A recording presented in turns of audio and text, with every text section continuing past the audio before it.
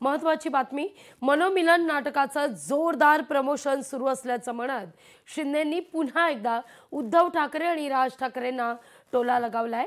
आता त्याला संजय राऊतांनी प्रत्युत्तर दिलंय, पाहूया।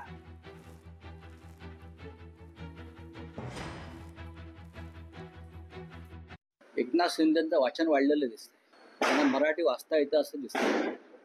त्यांना जाऊन माझा प्रश्न विचारा आत्ता लगेच, भाऊबंदकी नाटकाचे लेखक कोण आहेत?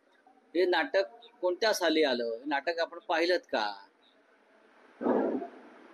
इतिहास काळामधली भाऊबंदकी नष्ट झाल्यावरती या राज्यात शिवशाही अवतरली।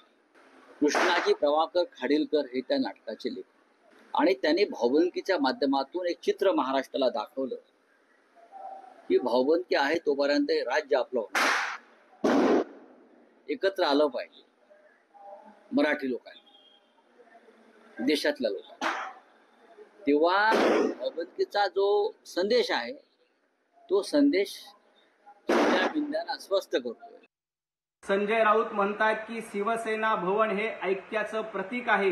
हो, जर का तुम्हाला शिवसेना भवन ऐक्याचं प्रतीक करायचं असेल तर जे मनसैनिक हिंदुत्वासाठी लढतात, जे राज ठाकरे बाळासाहेब ठाकरे यांचे विचार पुढे चालवण्याचं काम करतायत, त्या सन्माननीय राज ठाकरे यांच्याकडे बाळासाहेब ठाकरे यांच्या हिंदुत्ववादाचा वारसा द्या, त्यांना पक्षप्रमुख म्हणून घोषित करा, तरच खऱ्या अर्थानं शिवसेना भवन हे ऐक्याचं प्रतीक म्हणून सिद्ध होईल।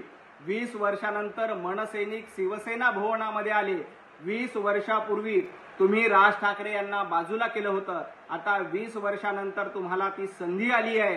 राज ठाकरे यांच्याकडे पक्षप्रमुख पद द्या आणि भाऊबंदकी कायमची मिटवा। संजय राऊत, तुमच्यात हिम्मत असेल तर ही संधी आदरणीय उद्धवजी ठाकरे यांना देखील सांगा आणि राज ठाकरे यांच्याकडे पक्षप्रमुख पद देऊन टाका। लोकशाही मराठी, ऐका, पहा, जागरूक रहा।